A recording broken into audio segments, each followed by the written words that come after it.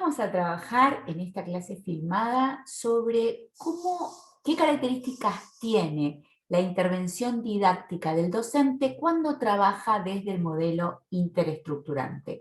Lo vamos a asociar directamente con cómo planifico, cómo armo, cómo pienso la secuencia didáctica y qué hago con la secuencia didáctica cuando la desarrollo, cuando la llevo al aula, cuando la llevo a la clase.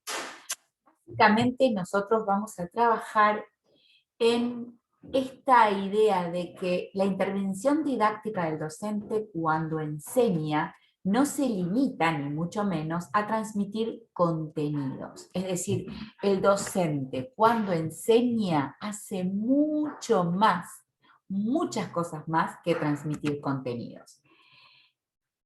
Básicamente el proceso de enseñanza, el docente lo organiza en función de 4 ejes. Tiene como cuatro nortes a los cuales dirige simultáneamente su acción. El docente tiene propósitos educativos, esos propósitos educativos van a ser evaluados, porque esos propósitos educativos tendrán que ver con los aprendizajes que el docente quiere que los alumnos logren y que por lo tanto va a evaluar a ver si efectivamente se lograron. Y al mismo tiempo, en esta tensión entre los propósitos educativos y los logros de los alumnos, el docente va a articular determinadas metodologías para trabajar con los contenidos que serán los saberes que los alumnos deben aprender. En estos 4 ejes se maneja el docente. Los alumnos están siempre atravesando esos 4 ejes, siendo los destinatarios, pero también los protagonistas. Y van a moverse también los alumnos dentro de estos 4 ejes. Pero a diferencia del docente, que es uno y que trabaja para todos sus alumnos, los alumnos van a moverse dentro de estos esquemas que plantea el docente desde su subjetividad, desde lo que ellos son, desde su manera particular de abordar la propuesta que está ofreciendo el docente. Entonces, desde el punto de vista del docente, el docente trabaja en estos 4 ejes.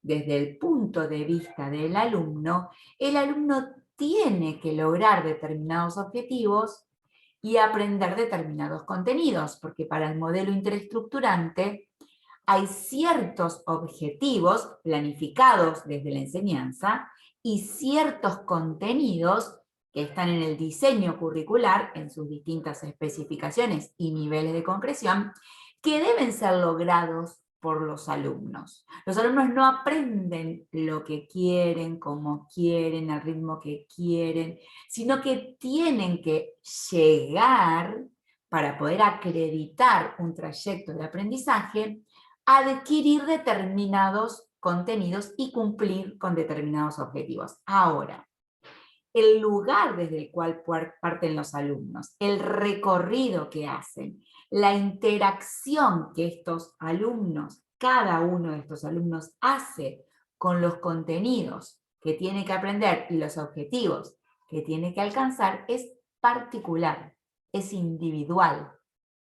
No puede parametrizarse. El docente propone para todos determinados contenidos, objetivos, propuestas metodológicas e instancias de evaluación, pero el alumno va trabajando con esa propuesta del docente de manera particular, individual. Entonces, ¿cuál es la obligación del docente? Por un lado, hacer una propuesta general para todo el grupo que articula estos 4 ejes que vimos antes, los objetivos, la evaluación, los contenidos y la metodología, pero a su vez, además de proponer a todos sus alumnos dentro de la misma clase el mismo tipo de trabajo, a su vez tendrá que armar algunas estrategias, diseñar alguna manera, idearse la forma de intervenir, de trabajar en cada una de las trayectorias de los alumnos. en cada una de las interacciones que los alumnos realizan con los contenidos y los objetivos que tienen que aprender, al ritmo de cada alumno, en el proceso que cada alumno puede hacer. Porque por más que la propuesta sea general, la trayectoria que el alumno efectivamente hace para llegar a esos objetivos y contenidos que se le proponen son individuales, son subjetivas, son de cada alumno. Y el docente, si quiere que el alumno aprenda y su mirada está puesta desde el modelo interestrukturante, tiene muy claro que la interacción central en la que él tiene que intervenir es en la interacción entre cada alumno y los contenidos. Y como esa interacción es subjetiva, no tiene otra opción que intervenir de manera personalizada, individualizada. Entonces, desde esta mirada, desde esta concepción de la enseñanza y del aprendizaje, vamos a ver cuáles son esas intervenciones habituales. ¿Qué es lo que el docente habitualmente hace cuando trabaja desde el modelo interestrukturante? Bueno, el docente trabaja en dos niveles. Trabaja en un nivel que es el que está en color rojo, es un nivel general, es una propuesta para todo el grupo clase de manera simultánea y trabaja a nivel grupal o individual y de manera que pueda adecuar el proceso de enseñanza a cada una de las subjetividades y de los procesos particulares de sus alumnos. Primero vamos a ver cuáles son esas acciones, esas intervenciones que hace el docente para todos sus alumnos y cuáles son aquellas que después realiza en grupos, individualmente, subjetivamente, pero que no están destinadas y armadas para todo el grupo, sino en función de las necesidades de cada pequeño grupo o de cada subjetividad. Lo primero que el docente hace, o una de las primeras actividades que el docente realiza desde la enseñanza, es lo que denominamos transposición didáctica, que no es más que transformar ese saber experto que tiene el docente, eso que sabe porque es profesional de lo que enseña, porque es especialista en lo que está proponiendo, transformarlo en un saber que pueda ser aprendido por el alumno. Porque no es lo mismo saber muy bien algo que enseñarlo. Para poder enseñarlo hay que transformarlo, hay que didactizarlo.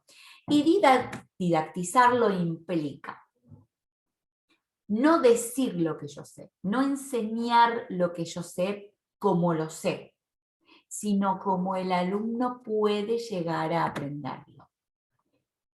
Pero esto no implica bajar tanto, achatar tanto, hacerlo tan simple y tan fácil el contenido, que ni siquiera represente un desafío para el alumno. Como nos decía Vygotsky, lo que enseñamos tiene que estar en la zona de desarrollo próximo del alumno, no en su zona de desarrollo real.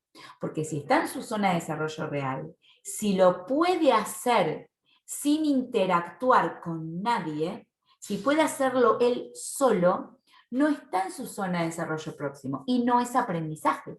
Ya lo conoce, ya lo maneja. Si nosotros les proponemos a los alumnos que conozcan algo o que puedan hacer algo que podrían hacer o decir sin que la clase estuviera, entonces no estamos enseñando nada. Esto es, por ejemplo, cuando les pedimos que expresen su opinión personal o que digan lo que piensan ellos sobre algo o que manifiesten lo que más les gusta o lo que más les interesa. Eso no es aprendizaje, porque eso es comunicación de lo que los alumnos ya saben, ya les gusta, ya les interesa. No, no. Enseñar para que el alumno aprenda implica proponerle algo que le represente una dificultad, que tenga que hacer un esfuerzo por aprender y que sea una modificación de lo que ya sabe. Ahora, esto que yo creo que va a poder aprender el alumno cuando lo armo, cuando lo transpongo didácticamente, porque yo lo sé, pero tengo que enseñarlo, solamente es para mí una hipótesis. Que yo arme determinada estrategia o determinada exposición de los contenidos o determinado modo para que el alumno aprenda esos contenidos, no es ninguna garantía de que finalmente este contenido sea aprensible para el alumno. Yo hago una hipótesis, yo armo, diseño, estructuro una clase porque supongo, creo que el alumno así va a aprender determinado contenido. Pero no es una garantía, no puedo estar segura. De hecho, mi principal pensamiento tiene que estar centrado en que va a fracasar, en que no va a ser efectiva, en que el alumno va a necesitar seguramente algunos de otros dispositivos para poder aprender, que no voy a hacer magia con mi clase, que no voy a provocar eso que quiero, porque si no lo estoy pensando desde el conductismo, alumno bien estimulado, alumno que definitivamente aprende. Acá lo estoy pensando desde otras teorías del aprendizaje, en donde sé que yo puedo proponerle un montón de cosas, pero es el alumno el que en definitiva me va a dar a mí la pauta de si le está sirviendo o no le está sirviendo. Por eso es que cuando yo armo la secuencia didáctica, yo transformo un saber que está en mí y que quiero transmitirlo y que quiero compartirlo con el alumno, en un saber que el alumno debe apropiarse. Y como en esa apropiación yo tengo que pensar un escenario, yo tengo que armar algo para que ocurra algo en mi clase, que yo pienso, a manera de hipótesis, que va a facilitar ese aprendizaje, yo no voy a la clase a ver qué ocurre. Yo no voy a la clase a improvisar y ahí voy armando lo que ocurre. Yo voy con un diseño de clase, con una secuencia pensada, con estrategias armadas. Yo voy con actividades diseñadas. Voy a dar esta clase. Ahora bien, yo voy a dar esta clase, pero tengo que estar muy atenta a las señales que me brindan los alumnos, a los procesos que van haciendo los alumnos, a cómo van comprendiendo o no lo que yo les estoy enseñando, para poder hacer todas las adecuaciones y flexibilizaciones que el proceso de aprendizaje me exija. Por lo tanto, yo no voy a aplicar lo que diseñé, voy a proponerlo y ver qué pasa. No voy sin nada, porque no voy a improvisar, pero no voy con todo tan armado y tan cerradito que no admita ningún tipo de flexibilización y adecuación al aula. ¿Y cómo hago las adecuaciones? ¿Por qué voy a tener que flexibilizar? Miren, si yo voy con una exposición armada por mí, y seguramente no voy a tener que correrme ni un centímetro de esa exposición, porque yo puedo hablar y tal vez soy interrumpida con una pregunta, pero después vuelvo al eje y se terminó. Es decir, en este momento yo estoy explicando algo y como no hay nada del otro lado para que yo necesite hacer una adecuación, yo voy diciendo todo lo que pensé, todo lo que armé. Entonces, esta exposición no necesita ser cambiada, porque no hay nada que me obligue a cambiar. ¿Qué es lo que me obliga a mí a cambiar estrategia? Y las respuestas que los alumnos van dando a lo que yo voy enseñando. ¿Y cómo dan respuesta a los alumnos? Cuando yo propongo actividades. Si yo no propongo actividades dentro de mi secuencia didáctica y actividades con alto valor didáctico, yo estoy ciega respecto de cómo los alumnos están entendiendo lo que yo propongo. No puedo guiarme por las caras. No puedo guiarme por si me miran o no me miran, o si ponen cara de que entienden o no. Ese semblanteo que hace el docente es absolutamente ingenuo. Los alumnos en general ponen cara de estar entendiendo y probablemente crean estar entendiendo. ¿Cuándo sabemos, alumno y docente, que algo se está entendiendo? Cuando el alumno lo tiene que poner en juego, cuando tiene que aplicarlo en una actividad, cuando tiene que resolver algo. Hasta ese momento, el docente está ciego respecto de cuánto y cómo comprendió el alumno lo que se le está explicando. Si el alumno no lo pone en juego, no podemos decir que lo comprendió o no. Verle la cara del alumno no es indicador de nada. Ver cuántas preguntas me hacen, tampoco. El único indicador válido para ver si el alumno está aprendiendo, comprendiendo lo que le estoy explicando, lo que le estoy compartiendo, es una actividad con alto valor didáctico. De lo contrario, el docente está ciego.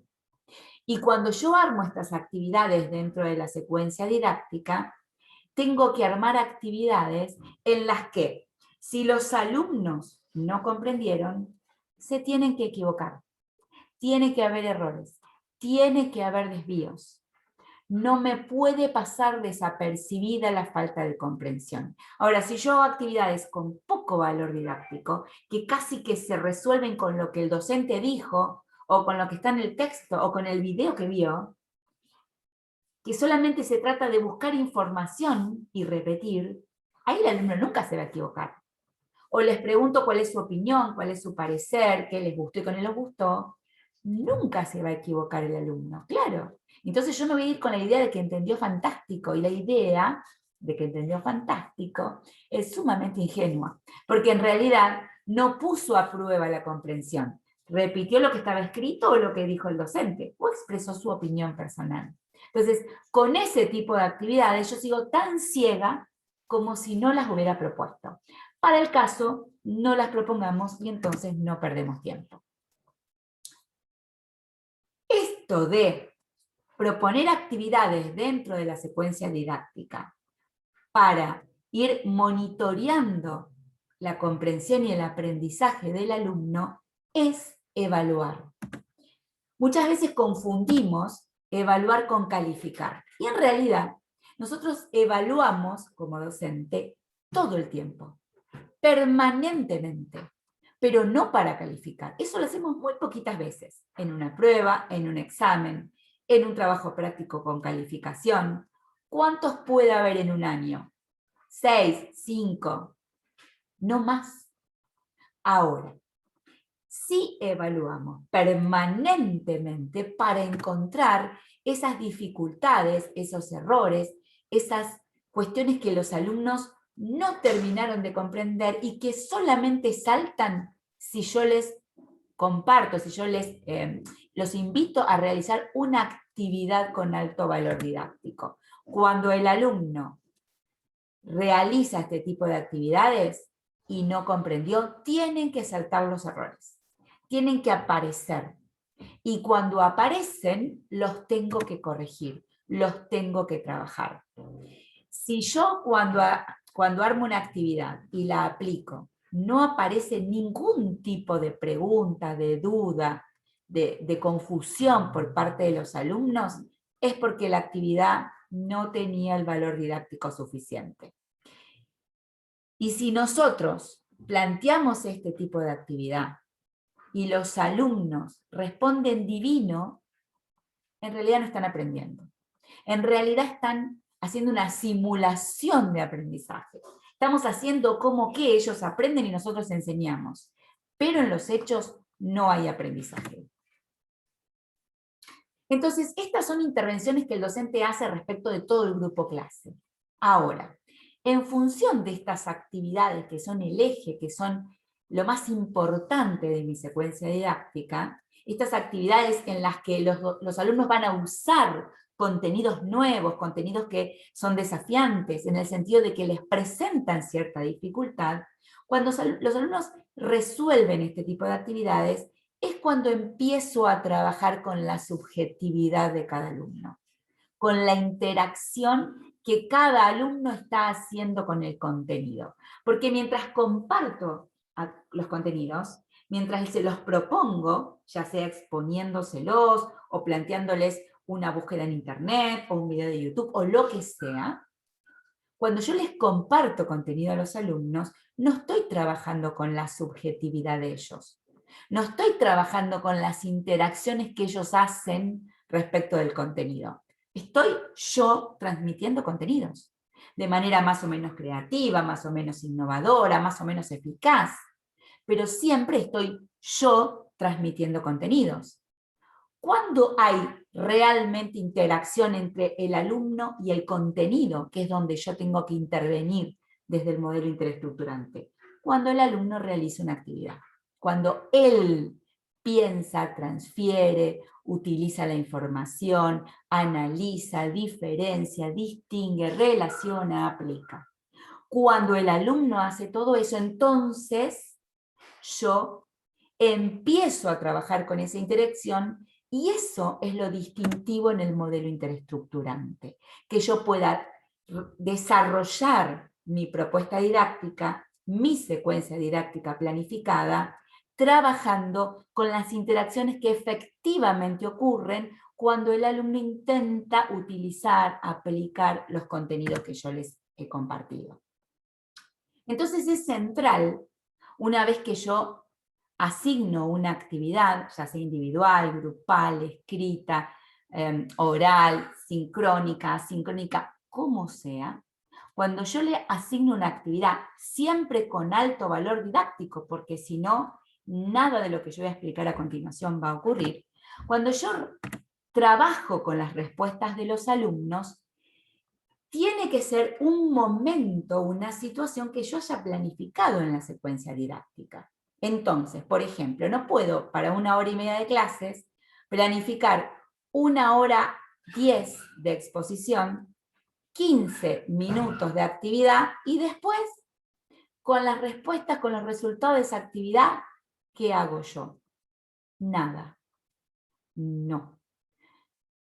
Tengo que dedicarle, tengo que planificar dentro de mi secuencia didáctica el momento, el espacio, el modo, la situación en la que yo voy a trabajar con las respuestas de los alumnos. Porque el modo en el que trabajo con las respuestas de mis alumnos distingue, diferencia, determina el modelo desde el cual yo estoy pensando el aprendizaje. Por lo tanto, en mi secuencia didáctica tiene que estar previsto este momento. También puedo preverlo de manera asincrónica, es decir, puedo prever que me voy a llevar los trabajos a casa o que voy a pedir que me los suban a la plataforma o que me los envíen por mail y lo puedo, este tiempo, asignarlo fuera de la clase sincrónica, pero tiene que estar. Y por supuesto que puedo trabajar de manera grupal y también de manera individual. Siempre si yo trabajo con las respuestas de los alumnos de manera individual, siempre es más rico para el alumno. Pero por supuesto acá tenemos que ver la realidad con la que nos encontramos. Antes que ningún tipo de trabajo, es preferible un trabajo grupal.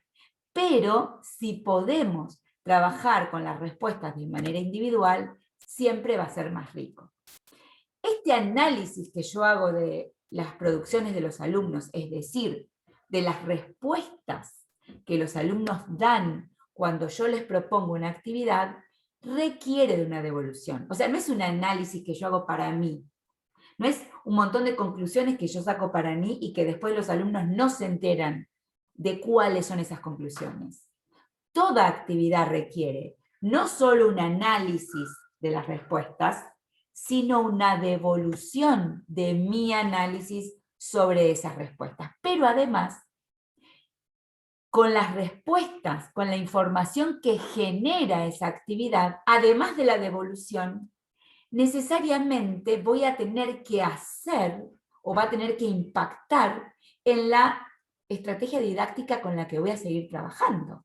Por ejemplo, si yo realicé una actividad y en esa actividad se generaron determinados resultados y aparecieron ciertos saberes de los alumnos, esos saberes tienen que ser el insumo para seguir trabajando con ellos en las próximas estrategias. No puedo decir, bueno, listo, pasamos a otro tema. No. Y y si es una secuencia didáctica, si estamos hablando del desarrollo de un tema, por supuesto que si paso otro tema, paso otro tema, pero si es una secuencia didáctica, lo que hice al inicio de la secuencia didáctica tiene que impactar en lo que hago en el desarrollo de esa secuencia didáctica y en cómo finalizo. Porque si no, no es una secuencia didáctica. Es un conjunto de cosas que voy agregando y voy sumando de manera desordenada. Es como un montón de cosas que le voy tirando al alumno y que no tienen una lógica. No, tiene que notarse clarito. Bien claro tiene que darse cuenta el alumno de que una cosa lleva a la otra y a la otra y a la otra. Y eso hace que sea una secuencia.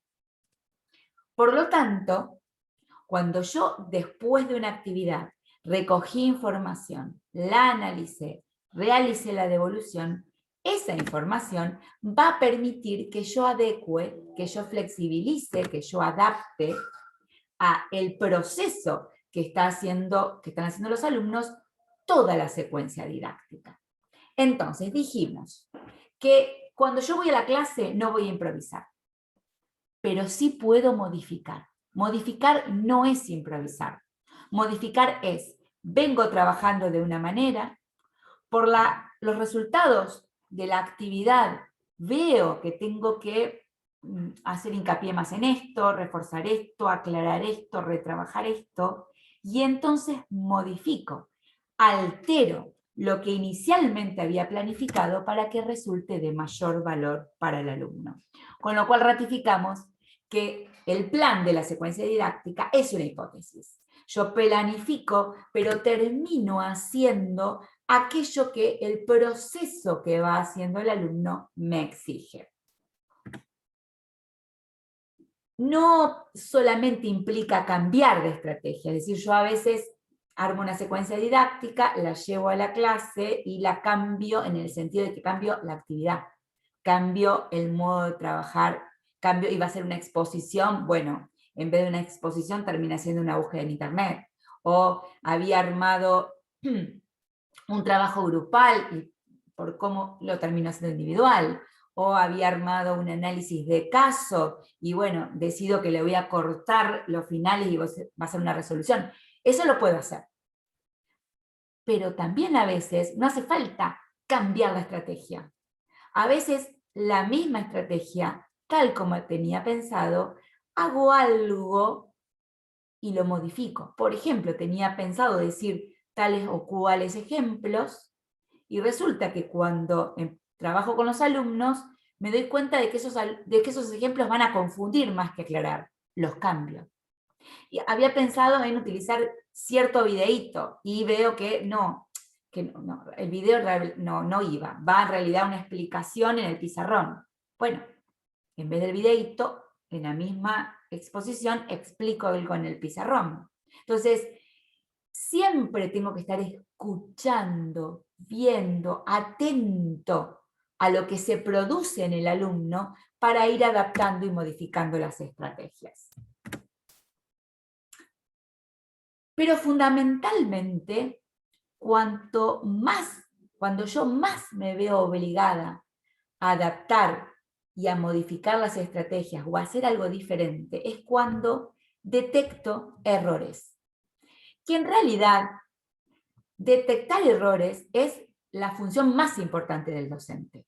Porque explica cualquiera. De hecho, a veces hasta hay un video de YouTube que explica mejor que yo.